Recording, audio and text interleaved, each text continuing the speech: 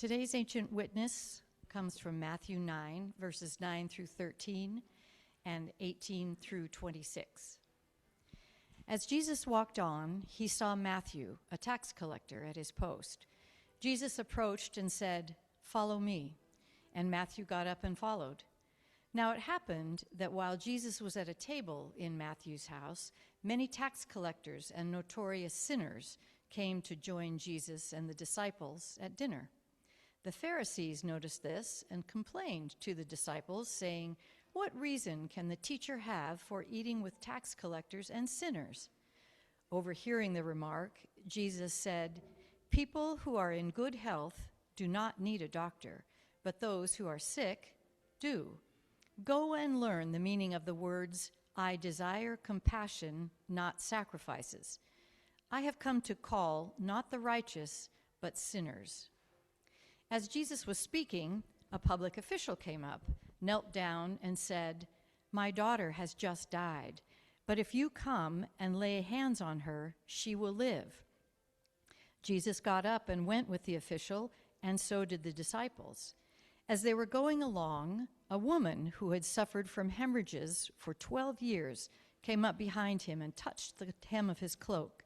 She was saying to herself, "If only I can touch his cloak, I will be healed." Jesus turned around and saw her. "Courage, daughter," he said, "your faith has healed you." That very moment, the woman was healed. When Jesus arrived at the house of the local official, a noisy crowd had gathered, and the flute players who served as mourners had already arrived. When he saw them, he said, "Get out! The child is not dead, only asleep." Oh, they all laughed at him. After the crowd had been put aside, Jesus entered, took the girl by the hand, and she got up, and the news spread throughout the countryside.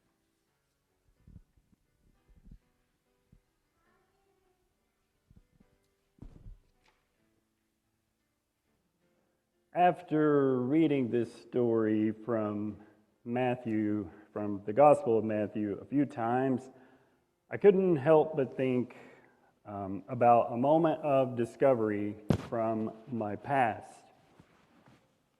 It revolved around giving a ride to my friend who was without a car.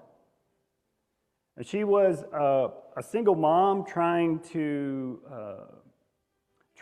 get by without a means of transportation. She didn't have much, and she had just landed a job in a neighboring part of the city, larger city we lived in.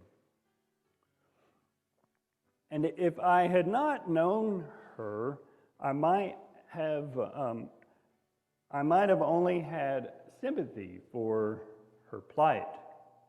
It was unfortunate that she did not have a means of transportation, in this case, a car.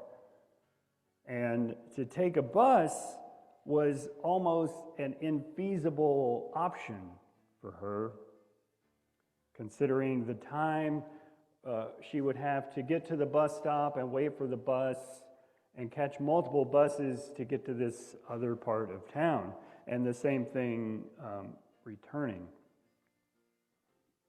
So I found myself at the time wondering why she took that job in the first place, why it was the fact that it was so far away, knowing that she did not have a car.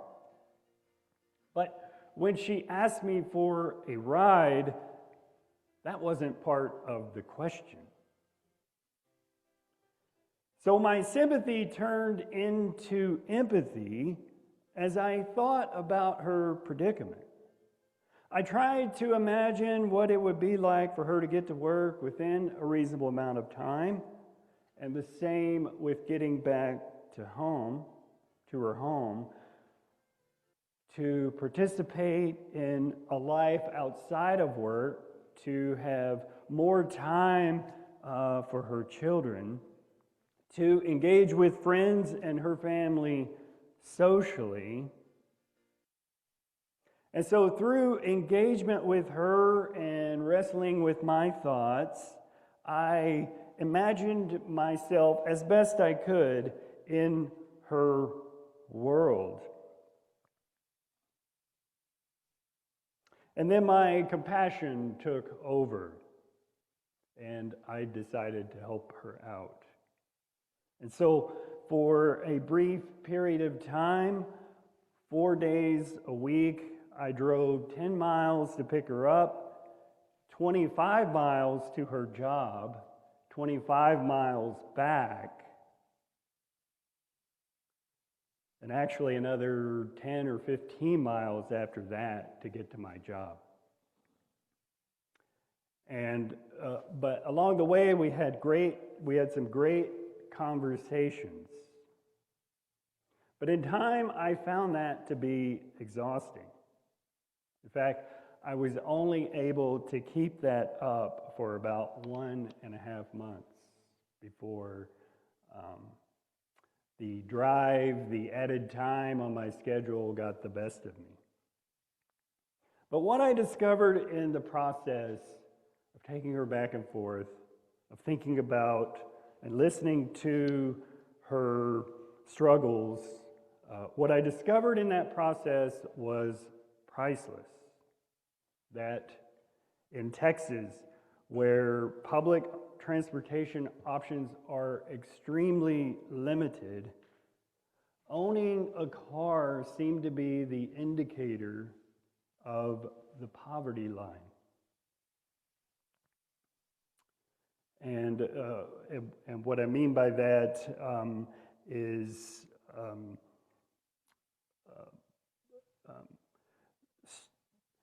going the extra means to get to work through the buses, not many trains, no subway, was such a factor on time that it prohibited other forms of work and other forms of engagement.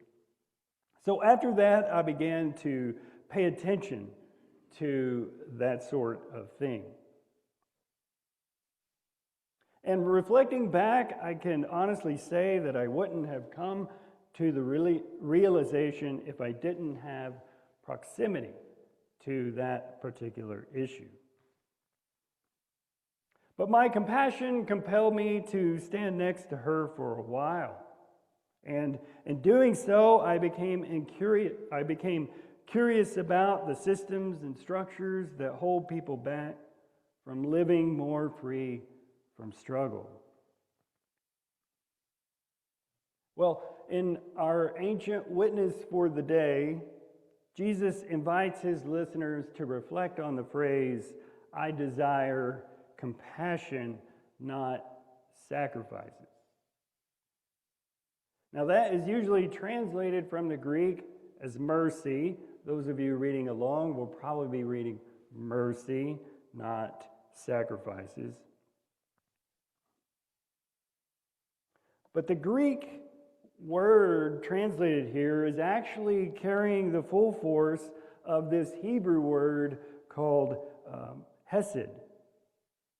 And Hesed is one of the words that's hard to capture succinctly. Translators say it can mean mercy, but also faithful love or loyal love. It can mean steadfast solidarity, and it can also mean covenant justice. Now, Jesus has a particular way of tugging at our heartstrings.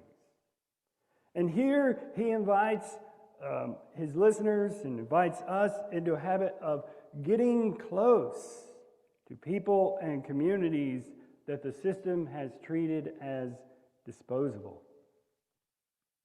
Now, when criticized for being an ally, Jesus calls on the words of the ancient Hebrew prophet Hosea, who begged the powers that be of his time to consider compassion over sacrifice. Hosea framed it as the loyalty that God expects from a community in covenant with God, especially when it comes to concrete acts of justice toward people who are vulnerable. And Hosea wasn't one to reject worship. He's certainly all for that. But he's saying worship that leaves justice untouched is just empty. And that's what sacrifice was, a form of worship that left justice untouched. And that's one of the things Jesus was trying to point out. And because this sort added to the economic hardship of the local population, it really only served to sacrifice the well-being of vulnerable people. In other words, the marginalized and the underprivileged were being sacrificed for the sake of the establishment. And the irony is that the sacrificial system then and those and the one now didn't bring people closer to God. It kept people excluded from a deeper experience with God. And it kept vulnerable populations dangerously close to or in poverty. And one would think that the opposite of poverty is wealth. But in his memoir, Just Mercy, attorney and founder of the Equal Justice Initiative, Brian Stevenson, shares his thoughts after a career of defending disadvantaged clients. And Stevenson argues that the opposite of wealth is not poverty, but instead justice. So along those lines, it would seem then that the opposite of injustice isn't simply justice, but proximity.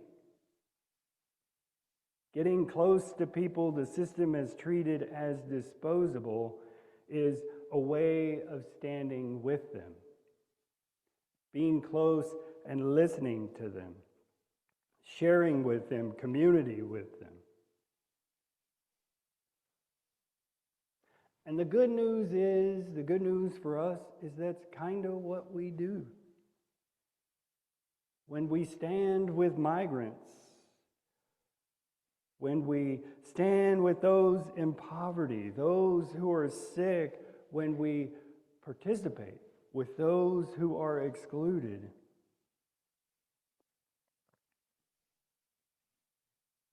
our compassion draws us closer and helps us grow in God's love and helps us become one. It's a Hesed kind of faith. It's a way of compassion, of covenant justice, and a way of love that draws a wide circle and then draws it wider still. Because God is a God of love. God is a God of belonging. Amen.